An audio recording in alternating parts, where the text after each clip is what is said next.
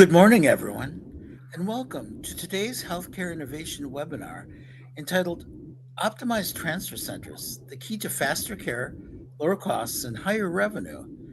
Today's webinar is sponsored by Avia. Thanks so much to our friends at Avia for their sponsorship of this program. My name is Mark Hagland, and I'm Editor in Chief of Healthcare Innovation. Before we begin, I have just a few housekeeping details to share with you to explain how you can participate in today's presentation. First, if you have any technical difficulties during the session, please submit them to the questions window, and our technical experts will help you out. We recommend disabling any pop-up blocking software or extensions in your browser, as these can cause issues with the webinar player. Additionally, we welcome your questions during today's event. We will answer as many questions as possible during the Q&A session that will follow the main presentation, but please feel free to send in your questions at any time. To do so, simply type your questions into the question window on the side of your screen and hit the submit button. To refer a colleague to today's discussion, you can share it on social media or access event resources. Click the icons on the left side rail of your screen. Also, be aware that today's session is being recorded and will be available on the Healthcare Innovation website within the next 24 hours. You'll be notified by email when the archive is available. So, we have a wonderful group of speakers today representing Mercy Health, Conduit Health Partners, and Avia. I'm going to turn it over now to Sonia Singh, who is Chief Insights Officer at Avia, to introduce everyone and to move the program forward. Sonia, the floor is yours. Thanks, Mark.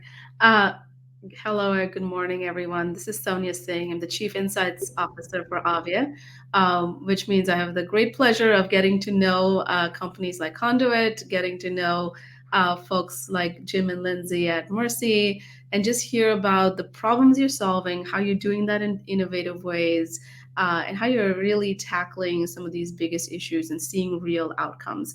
And we'll get into a lot of that on our discussion this morning. But let's start with some introductions. Maybe I'll start with you, Jim. Tell us a little bit about your role and what you do. Good morning, everyone. My name is Jim Widener. I'm the Chief Operating Officer of Mercy Health in the Toledo market.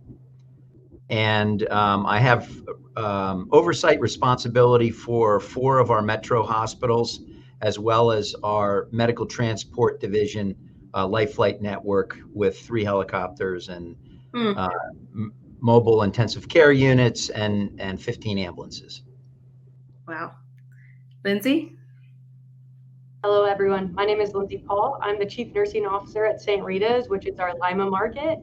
I have been in the ministry for 12 years. Majority of that time has been in the Lima market, but a little over 2 years, I was blessed with the opportunity to go down to our Springfield market, which will be majority of our conversation today. But hoping to highlight the learnings, the partnership from Conduit and Springfield that I bring back to the Lima market.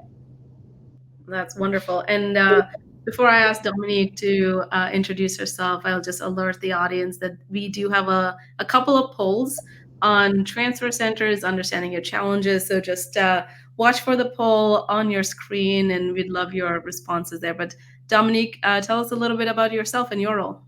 Yeah, good morning and welcome. Dominique Wells. I'm the Chief Operating Officer for Conduit Health Partners. And first of all, I want to say I'm thrilled to be here with Jim and Lindsay to really share and talk about this important topic of patient access and transfer center services. I am a nurse by background. I've been a nurse for more than 28 years. I've worked in healthcare for over 30 and have been with the Conduit team now for about 6. And so my background and passion is really in nursing informatics, healthcare innovation, and quality improvement. And so what we hope to share with you today is some learnings and how we've worked together to really drive that, but we also hope to learn from you. And so we do encourage you to put your questions and comments in the chat.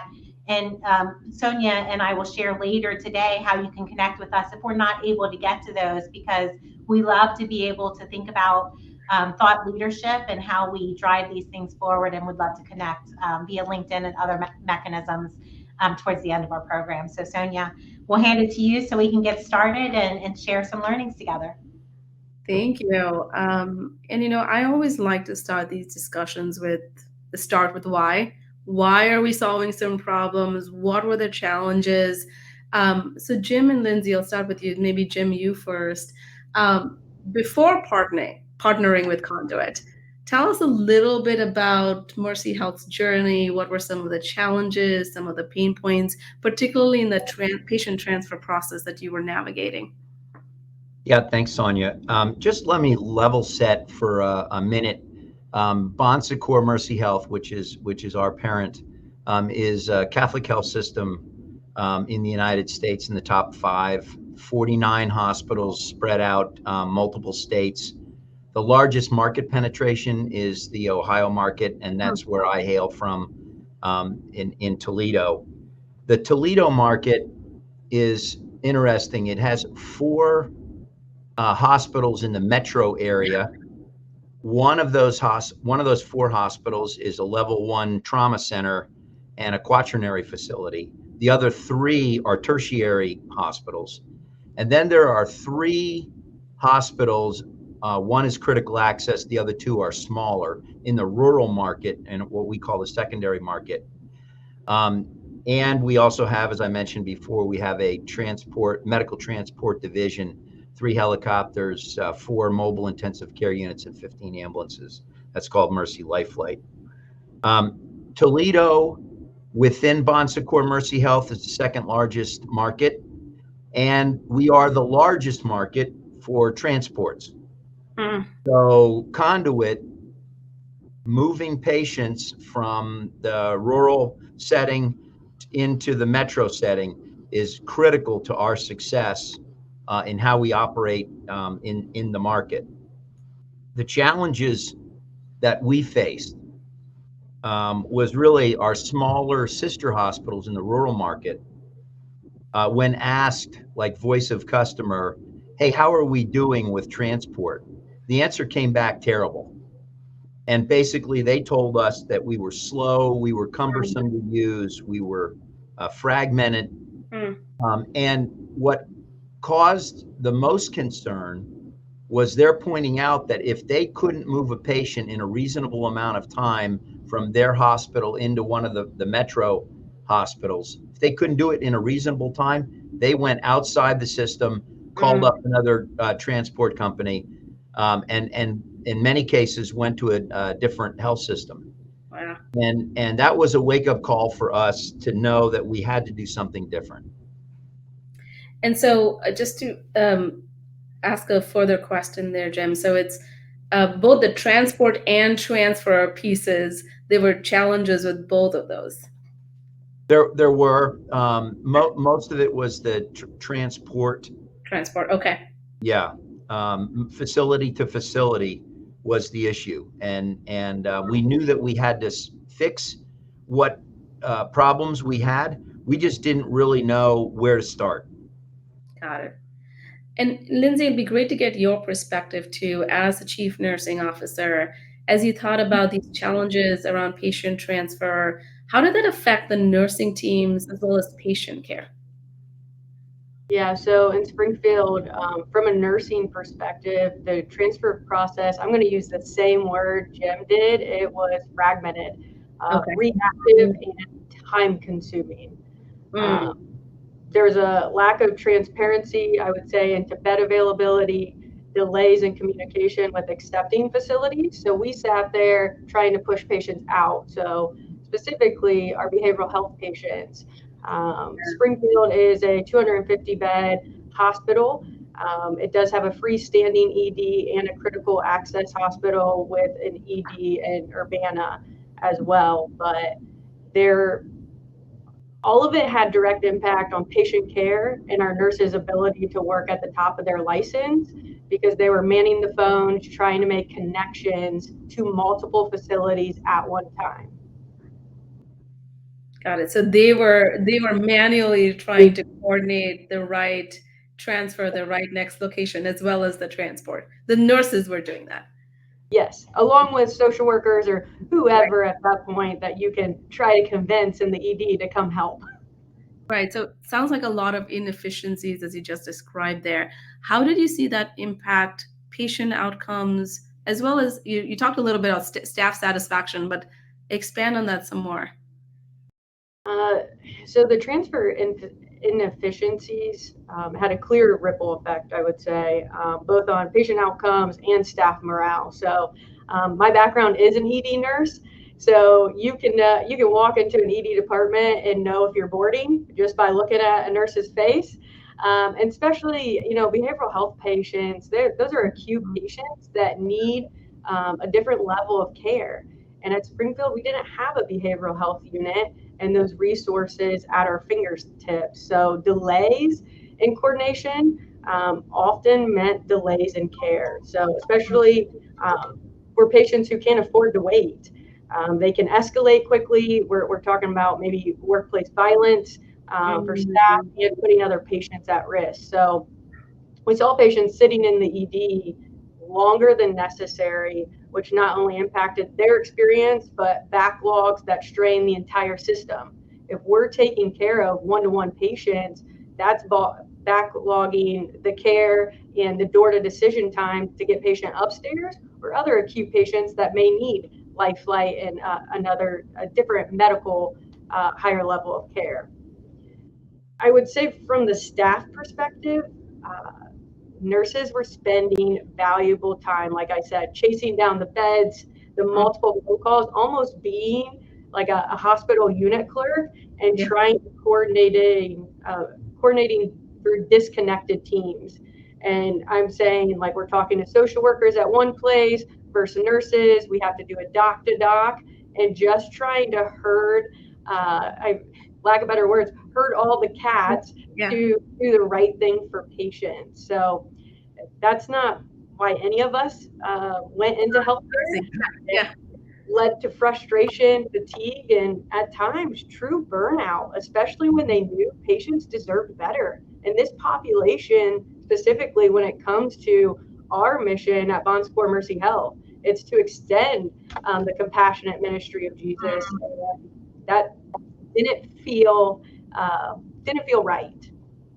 Yeah, so well said, Lindsay. And I'm just tracking the story here is like the fragmented systems, the fragmented processes, the fragmented transport solutions led to staff like just not being used in the right capacity, lead to patient dissatisfaction, bad patient outcomes potentially, and just a backlog in the system overall that affect other patients and everybody else. There's a trickle down or a domino effect that starts to affect every part of the system. So it's a really, really, really big challenge. To both Jim and Lindsay, it sounds like you saw these series of challenges, you saw the downstream impact, and you made a decision that it's time to outsource your transfer center. What led to that decision? And then I'll ask you a second question about what were you looking for in a transfer center solution? But like, tell me the story of what led to that decision to outsource it. I mean, for us, we didn't even see the problems. We needed a subject matter expert. I hate to overuse that phrase, but our core competency was not the moving patients from one facility to another. We couldn't see where we had inefficiencies. We couldn't benchmark ourselves with best practice. Conduit has an incredible database. They've got best practices that we could duplicate. They were savvy in process improvement.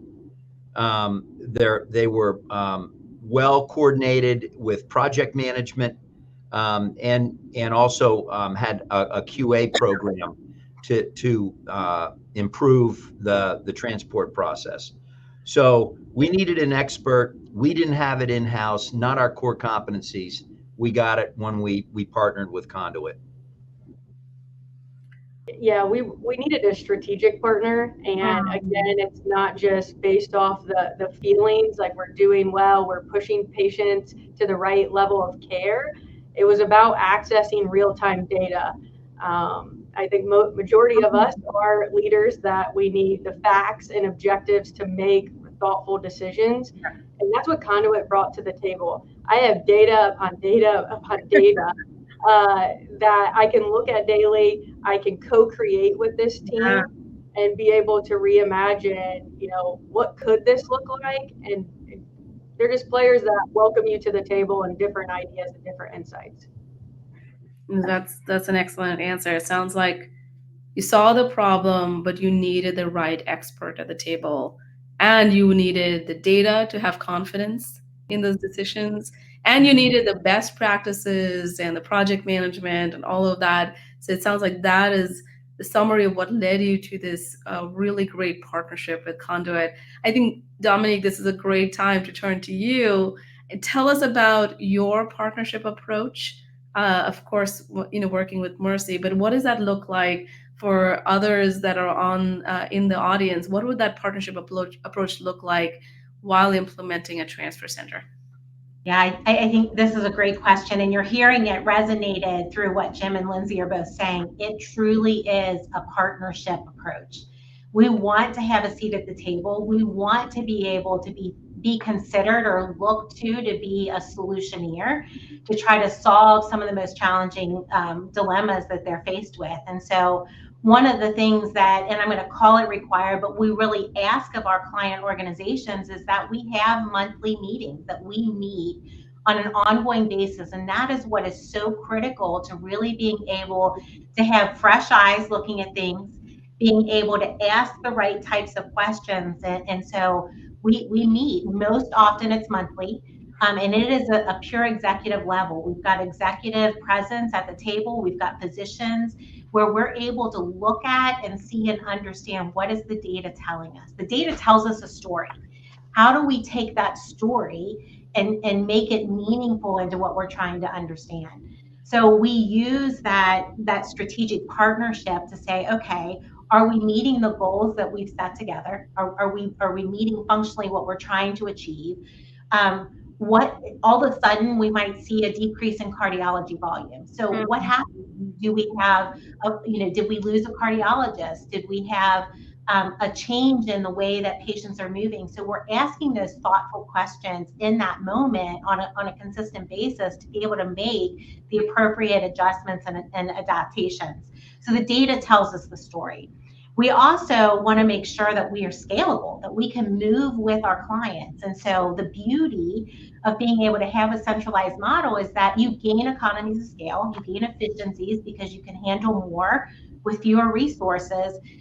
But we also have to be able to grow because we know that Jim and Lindsay and their teams are constantly thinking about what's next for us. And so that might mean a new hospital system, that might mean acquisitions and other things that are going to grow their volume. And we're really proud that we have a strong pipeline of nurses who are sitting and waiting. And that is primarily driven from our own associates who are saying this is a really great place to work, which makes it really easy for us to be able to scale with folks.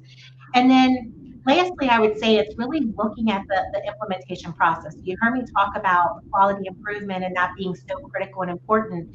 And you heard Jim and Lindsay both talk about this. We've got to be looking at the process consistently. You can't just be doing it and then step away and then a year later come back and say, uh-oh, what happened? We got to be looking at it on an ongoing basis to make sure that we're making those appropriate adjustments and adaptations as we go along. And so we're really in this constant method of process improvement opportunity. Our company, we are URAC accredited. Well, not for our transfer center solutions, for our triage solution, which we also offer, we apply those methodologies across all of our business lines. And one of the premises of URAC accreditation is you've got to have quality improvement projects, at least 2, ongoing at all times. Now, because of the scale and the number of clients that we work with, we have way more than 2 that are happening. But it's really having that methodology and mindset to be looking at how you refine those processes. It takes people like Jim and Lindsay and their executive presence and leadership to say this matters and is important to us as an organization to be able to have those conversations and really drive forward. So the things that really that really drive those conversations are making sure that you've got the right people at the table and that you're looking at the right things and using the data to help make those decisions. And that was a great answer. You covered a lot of ground of just how unique your partnership approach is. It sounds like you're very embedded with the team on an ongoing basis. It isn't I'm coming, I'm doing an assessment, and then I just do it one time. It sounds like you're constantly looking at the data. You're constantly looking for other opportunities. You're staying very connected with the leadership team to do that. I know we didn't actually speak about this, but Dominic, just so you're taking over, Conduit is taking over the entire transfer, and you said triage process as well. Can you speak a little bit more about that? Yeah, so our triage is a separate business line, but we manage some contact where a patient who might be feeling ill, we're able to triage their symptoms and get them and drive them to the appropriate level of care. So when we talk about access, all of these things kind of fit together, but is really a unique and separate business design.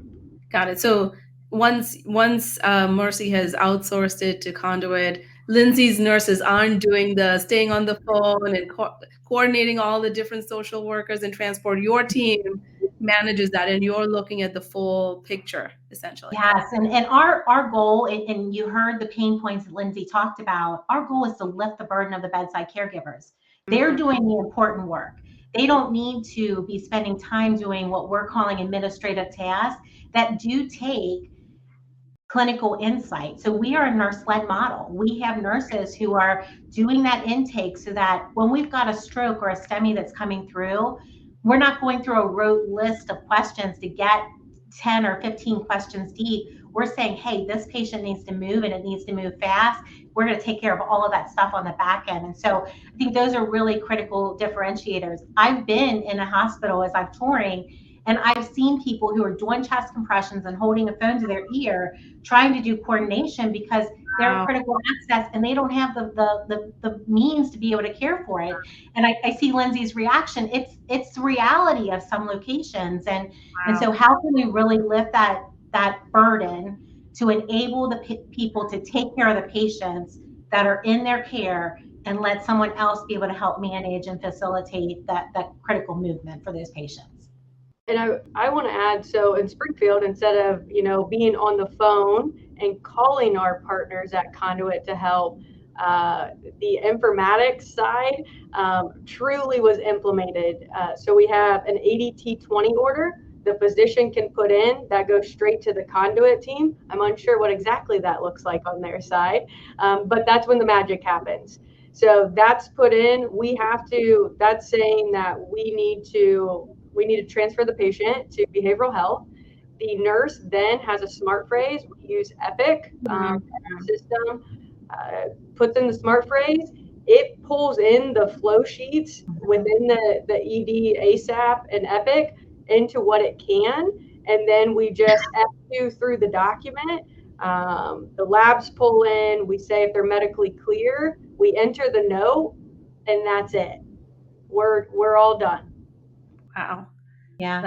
And I would call out, or I'd be remiss if I didn't talk about, the partnership really starts from that discovery period. And so one of the things that really sets Conduit apart as we're coming in to really partner with a client organization, we spend at least a week on boots on the ground. We are interviewing the executives, the physicians, the nursing registrars, the nursing supervisors, everyone. And I can speak for myself as a nurse leader. There have been many times in my career where I believe something's happening one way, and when you actually dig down to it, it's actually happening some other way. So the truth is somewhere in the middle, right? Yeah. And so part of our discovery process is coming in and saying, okay, let us understand everything that's happening current state, and we can deliver that up and say, here's where you are.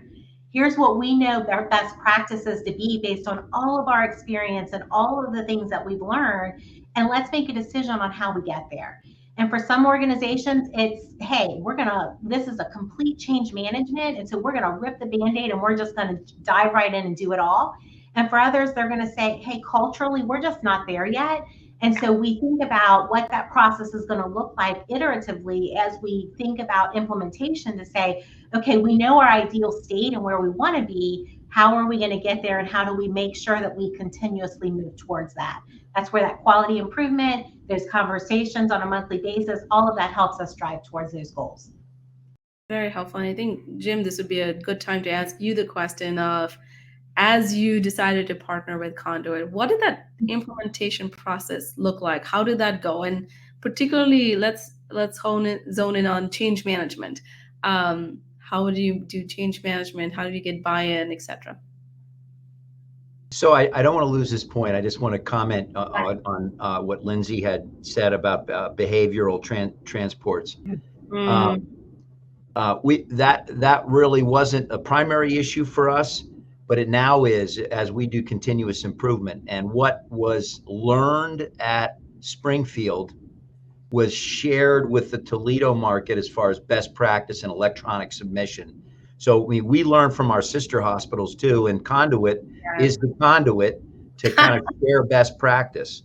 But to your question, Sonia, so we had a sense of urgency that we were slow and cumbersome and causing each of the referral hospitals a great pain to wait until we could find a bed. So we brought Conduit brought a tracking process. We formed a multidisciplinary team. It went as high as all of our presidents of our hospitals attended. It was a weekly cadence because we knew we had to fix this quickly. Conduit brought all the process improvement that we needed, and we, in essence, we mapped the process. While we were doing that, we actually coined a code name for the project, and we call it Top Gun. Top Gun. Okay. Top Gun, as in Tom Cruise, Maverick. Yes. Yep. And the reason Top Gun is because we have a need for speed. And that's one thing that Tom Cruise said in the Top Gun, the first movie, Top Gun. And so that became a rally point for us. We actually we really did have fun with it, and the theme Top Gun, which was a coming together, a multidisciplinary team as well as Conduit, started to get some legs of within the market, and then our competitors heard about it. That there was something different going on in the Toledo Mercy market, and we called it Top Gun. And I'll be able to explain a little bit more about what Top Gun is and the huge success that we had in partnering with Conduit to bring hard results, positive results from that initiative. It sounds like an effective strategy. I was going to ask you about effective strategies to gain buy-in. It sounds like one of the effective strategies is to have a catchy and cool name for the project. The need for speed with Top Gun. I love it. Were there any resistance points? So the simple answer was no. We didn't have to mandate that presidents and their house supervisor would show up at the weekly meetings. In part, we had Conduit helped us with jump-starting some of the successes of some of the process improvements that they brought to the table. And so all of a sudden, the presidents who were frustrated because of the old process would cause our hospitals in the metro area to get clogged up with patients that could have been better distributed among the 4 hospitals. So our old process, we would fill up St. Vincent's, which is our level 1 trauma center, because they can take everything. They're a quaternary facility. And once that got full, then they would go on diversion. Right. And then we would go back and we would look to see, is there any bed availability at the other hospitals? And so Conduit asked, could we have access to your bed board, your bed availability? And Epic actually has a portal that, as long as you keep that real time. And so we gave Conduit the eyes to be able to see our patient load at the 4 hospitals in the metro area. Add that to the robust algorithm that Conduit has, which can identify the capabilities of each of the hospitals. And Conduit had all of the tools they needed. They could look at the volumes and the vacancies that were in each of the hospital beds. They could also know that this was the patient's criteria, the criticality of the patient. And Conduit made the decision to, yes, this patient can safely, doesn't have to go to the level 1 trauma center, can go to one of the tertiary hospitals. And so they had all of the information that they needed to make that decision on the fly. And you can imagine how much time saving that was compared to the old process, which was sequential. Now Conduit was using parallel process methodology to get a response back to the referring hospital much quicker. And a much more efficient air traffic control, to use the Top Gun metaphor some more. But it sounds like you said you're able to see at a bigger dimension the opportunities versus tackling each problem one by one, and sort of get to efficiencies at scale. We had, you know what, the key was, there had to be trust that Conduit had the right tools to make the right decisions, because in essence, we were basically taking away the process that we used to run inefficiently and give it to Conduit for them to make the right decision. And did they get it right all the time, 100% of the time? No, but if it didn't go the way it should have gone, Conduit had a back-end quality assurance process that we would QA anything that didn't go well. And so all of a sudden the presidents had the confidence, and the house supervisors had the confidence that Conduit could take what information they had and place the patient as efficiently as possible. And I think as we have those monthly meetings or reviews, some of it's on the hospitals too. It can be the transferring in hospital or the transferring out. We didn't fill out the smart phrase as accurate as what we should, right? We were in a rush. So I think that's what I appreciate for those meetings is it's good conflict. We can be transparent, and it's, hey, that was on us. Let's move forward. And that's the beauty of the partnership in my mind. Yeah, and I think you're hitting the nail on the head, Lindsay, because it is really looking at the whole problem. It's looking at the whole, everything that's involved, and not, oftentimes it could be like transfers in are just not working. Well, that's pretty broad, and there's a whole lot of things that kind of that play into that. So really being able to break it down, understand where the complexities are, and everyone saying, I'm accountable to that. And that be the piece and having data to support it and back it up to say, are we hitting the mark? Are we doing what we're saying that we're going to do? Or are we not? Or do we need to change the process as a whole because it's just not working at all? And I think that's the value of being able to have those ongoing meetings, because we've got a broad audience. You've got nursing, you've got physicians, you've got executive leaders, you have you have everybody at the table to really be able to make those decisions in real time. And that's what drives the benefit and the opportunities that both Jim and Lindsay and their teams have been able to garner from it. Yeah. And it sounds like, Lindsay, one of the things you said in the beginning was there was always data to help make those decisions and bring that confidence to those decisions too. So it wasn't let's just think about what the issues are, but there was real data to help make those decisions. I'm curious, Lindsay, from a nursing team standpoint, how was the frontline nursing staff respond to this new transfer process? So they were skeptical at first. So at that time, Frank Farkash was our executive director over all 3 EDs.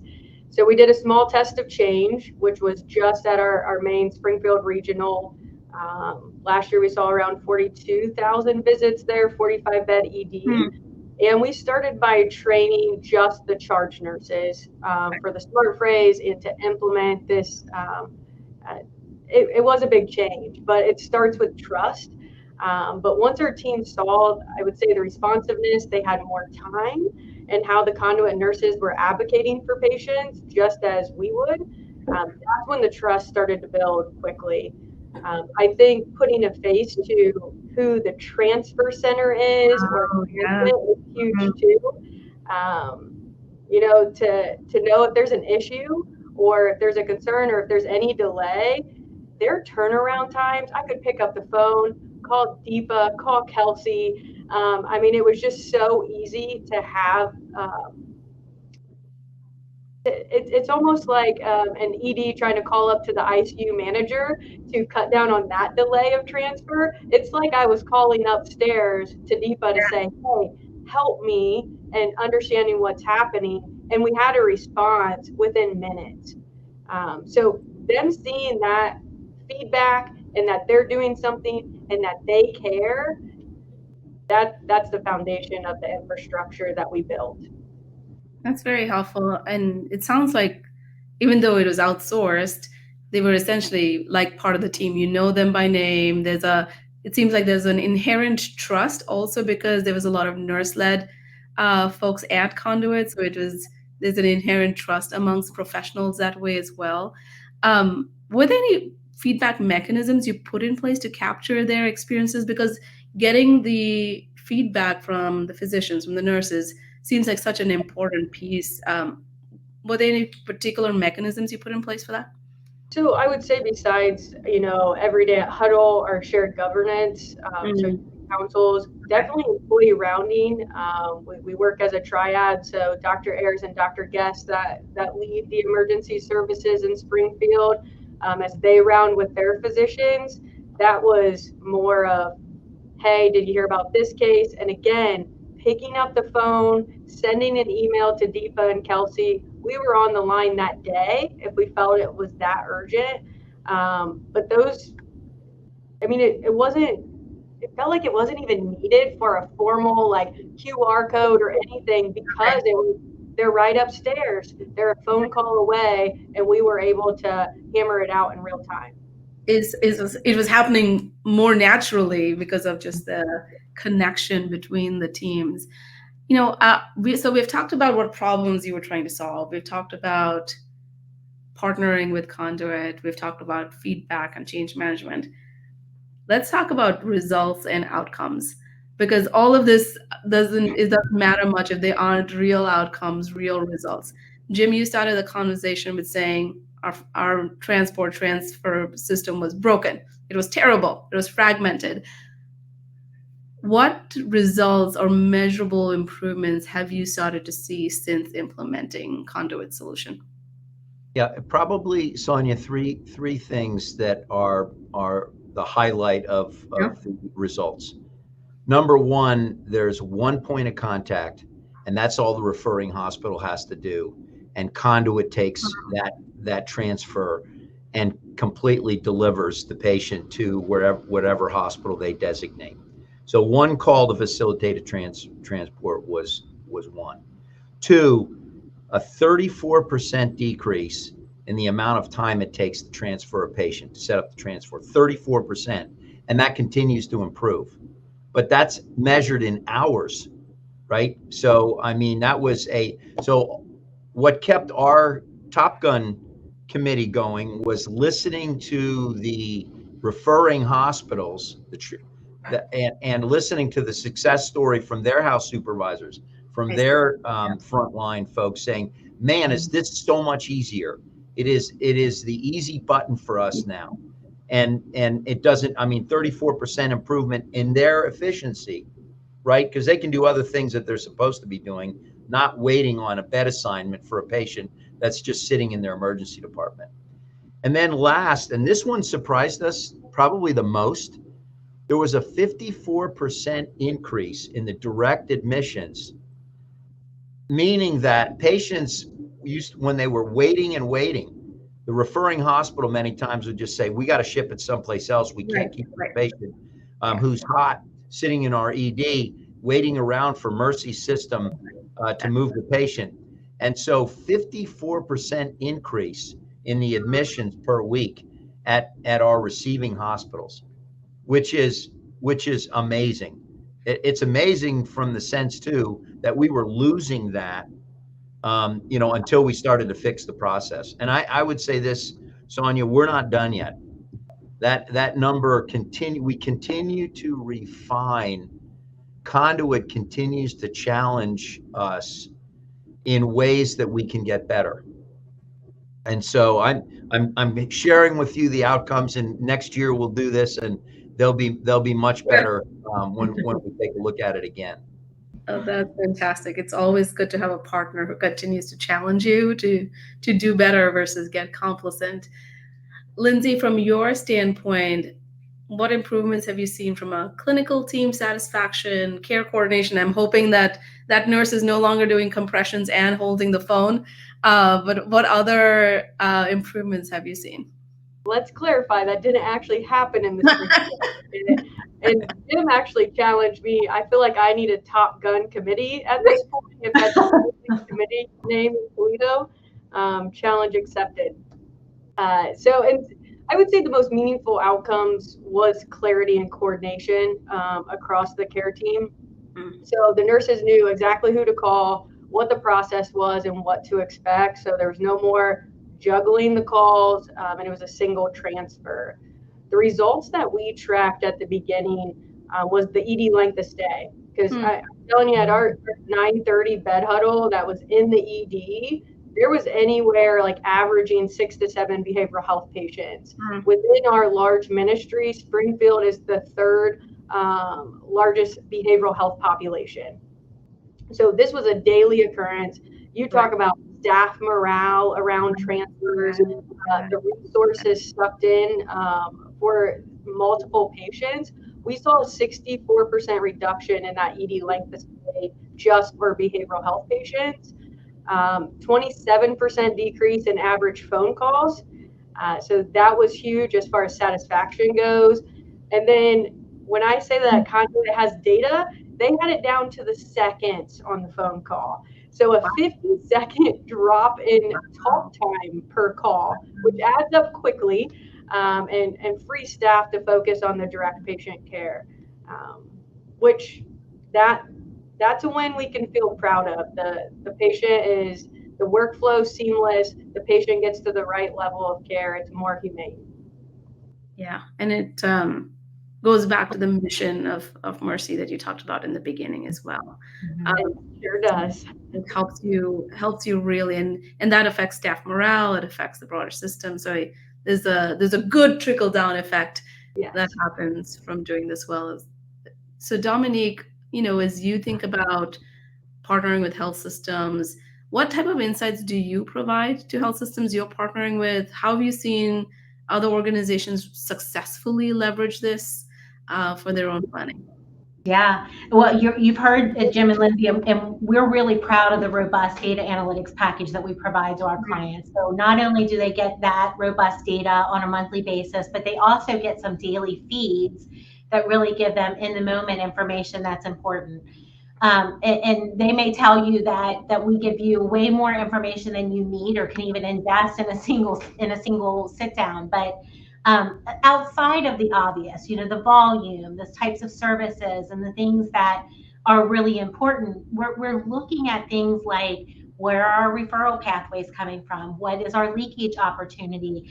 Do we have any strategic service line development that we need to think about? Do we need to get rid of a service line because we're not getting the volume or we're not seeing the right referral pathways come in, or do we need to create it? Do we need to develop additional service lines along the way? So there's the what is actually happening as far as coming in. And then, as you've heard us talk about, it's equally important for us to look at what's our performance look like. So how quickly are we saying yes? What's our start to accept?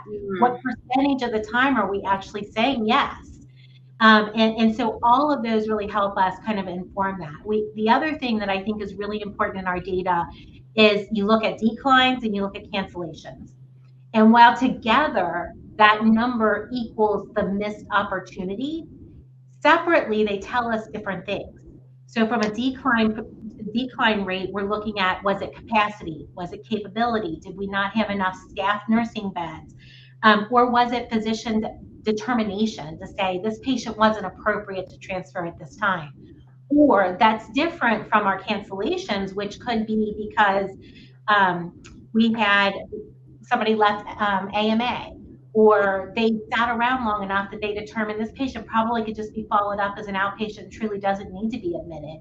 Or it could be we just took way too long to make the decision and they've gone elsewhere, because as you've heard us talk about with behavioral health specifically, we're not calling just one location. We're sending that to anywhere from 2 to 10, and whoever says yes first, we're going to move it.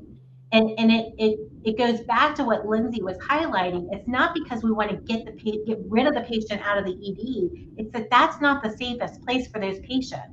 And so we need to make sure that we're getting them where they can receive the care that they need and where they deserve and get the care that they deserve. And so really focusing and keeping that attention as we're looking at the data really helps inform that. One of the examples that always comes to mind when I think about this and how the data becomes really important was we had a client who we provide both medical and behavioral health transfer services, and we have two separate teams because it's two very different.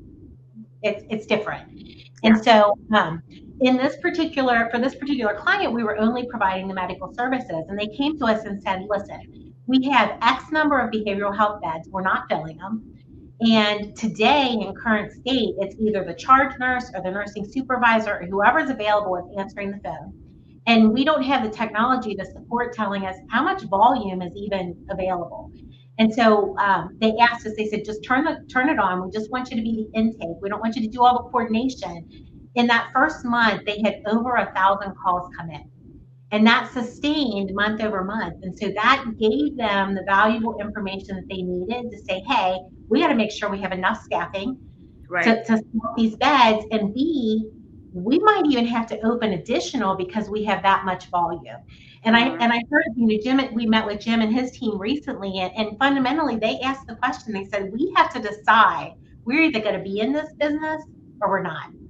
And so are we going to create a process that enables patients to seamlessly and quickly get to where they need to go, or we should get out of the business of caring for that patient population? And I think those are the fundamental conversations that we have as we're reviewing and looking at the data together.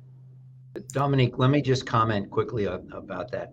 So Lindsay mentioned the data that we have. We have a monthly meeting and we go over the data. And for behavioral health, what we noted was there were a lot of times we would refuse patients because we didn't have the capabilities, specifically a psychiatric ICU. And so using the Conduit data, we were able to scale up and said, well, we're going to put in 8 psychiatric ICU beds for the more agitated patients. And we filled those almost immediately, and you could see the results on the Conduit report. And we ended up going back. This is in the last 6 months. We ended up going back and building a second 8-bed unit because we could see the demand that we were turning away and the need for our patients with a more of an ICU, a psych ICU. And so that use of data allowed us to scale our inpatient behavioral unit and meet the needs of the customer that we currently weren't meeting before. Right, so you've been using the data to actually, with your own strategic planning, decide where to invest from a facility or a bed standpoint. There's a really interesting question that's come up from the audience that I'll just bring to all of you. There's a question from Memorial Hermann in Texas. They're saying, we have 12 acute care hospitals in our system, 1 academic medical center. One of our issues is lack of subspecialty care, ENT, plastics, ophthalmology. Does anyone have or has thought about a robust telemedicine program to help keep these patients in the local hospital and only transfer those who need an acute procedure as determined by the subspecialist? Thoughts on that question? Jim, I'll let you take this one. Yeah, so this is out of my swim lane a little bit. I know Bon Secours has a telehealth program, And the beauty of how Bon Secours works is we have the ability to tap into their resources. For example, we're looking at a telehealth emergency department virtual visit. Patient gets discharged from the emergency department, goes to a nursing home, starts to crump. Nursing home's reaction is, we're going to just ship it back to the emergency department. Now we're using telehealth and keeping the patient in the nursing home as opposed to sent. And we estimate about 80% of the transfers that had been going to the emergency department we can avoid by the telemedicine. Yeah. Yeah. I would say to our colleagues in, was it Texas? Yes. Yeah. You know, many health systems are short specialties. And so, yes, I mean, we're looking at, we have a very robust, I'm sure of this, robust teleneuro program. We are a comprehensive stroke center.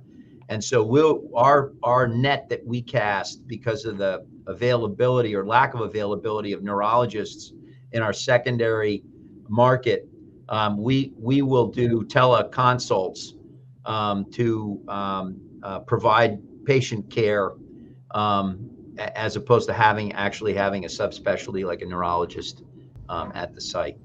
Yeah, and I would say that from a Conduit perspective, we can support that model as well. So we not only manage patients that we know have to move, but we'll also handle and coordinate consultation requests that come through. So there are times that people just want to be able to speak to a specialist to say, is it appropriate? Does this patient truly need to move? Or do we have the capability to keep the patient where they are, because we know that that's what's best for the patient and their family, so that they're close to home. And so from a Conduit perspective, we're able to support those initiatives. Well, good answers. Our last section over here, as we close out in the last 8 minutes, advice for those who are thinking about outsourcing their transfer centers. How do you do it? How do you do it well? So Jim, I'll start with you first. For any other health system who's considering outsourcing their transfer center, are there any lessons learned, best practices that you'd like to share with them? I'd just say simply get good references and actually ask to see the reports that can be that Conduit's data analytics can report out.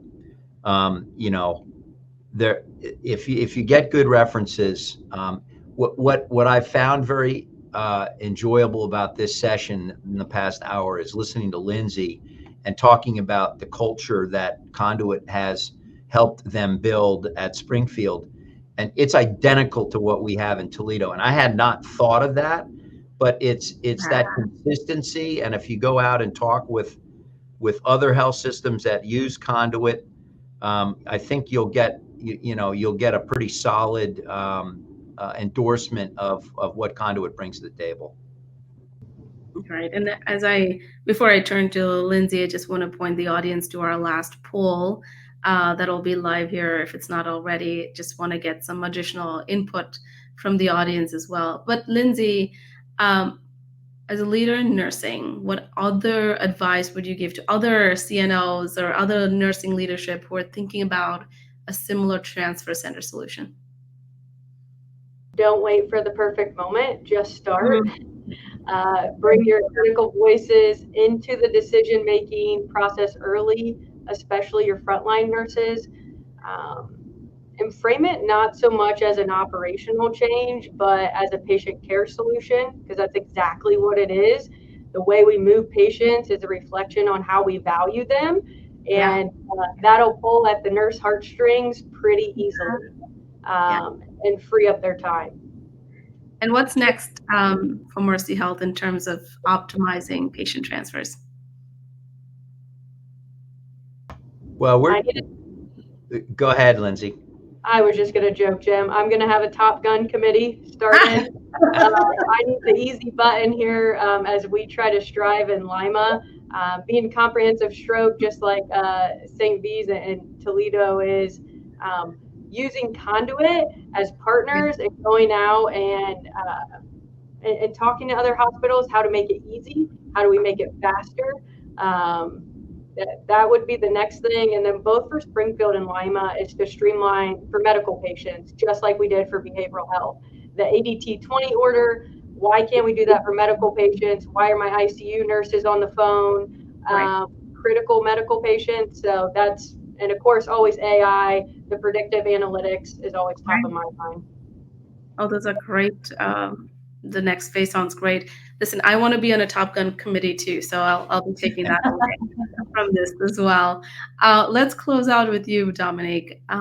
We have been focused on the story at Mercy so far, but can you share any examples from other partners, other health systems you've been partnering with?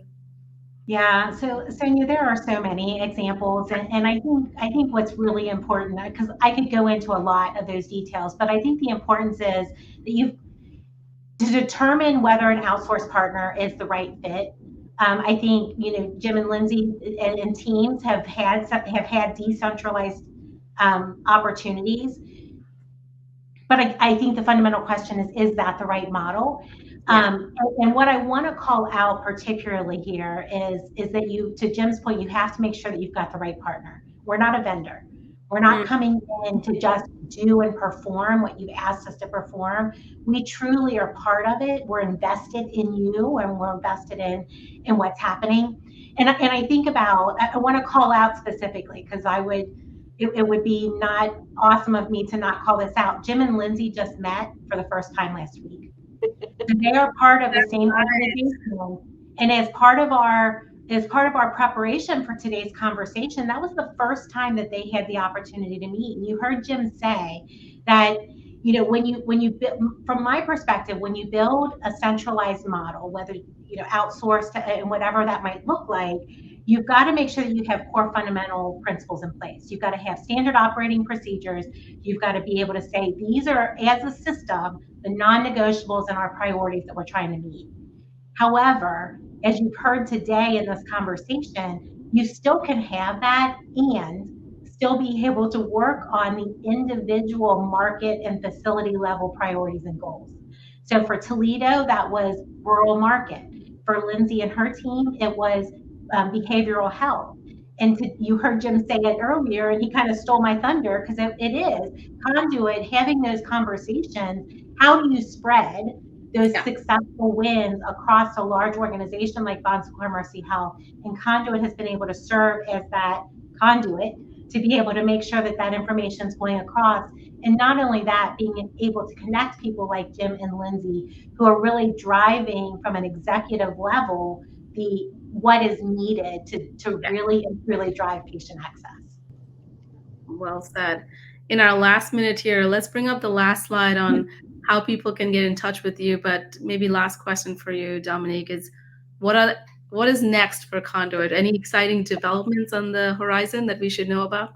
Yeah, so we're constantly thinking about what our next thing is going to be, and to Lindsay's point, AI is definitely Right. a big piece of that. So we're exploring and what that might look like. But I also think you heard where it's not just about the transfer piece; it's really that true command center style of managing patient throughput. And so we've been grateful to have partners like Bon Secours Mercy Health who have given us that visibility and allowed us to make some of those decisions in real time. And that was a leap of faith for everyone involved to say, to feel that you had that trust and other things. So we're always exploring what those next things, and oftentimes we get some of those ideas from our partners, and we're also out there learning and growing as well. We are very interested in making sure that we're a healthcare contact center, and there's not a ton of data out there. So we're driving and setting some of that. So where and how are we going to set ourselves to the next bar to make sure that we remain relevant and helpful to the clients that we're serving? Well, that's a great way to close this. You see on the screen here ways to get in touch with Dominique and the Conduit team. But I just want to thank all three of you. This has been just a great discussion. I love when we can talk about real problems and real solutions that impact real lives. And I think all three of you just a testament of how you've done that. So thank you for sharing that journey with us. Please get in touch with Dominique and the Conduit team. I'm sure they'd love to answer more questions that we haven't got to so far and partner with you. But thank you all. And with that, I think that's our time. Thank you. Great. Thank you, everyone. Thanks, Sonia.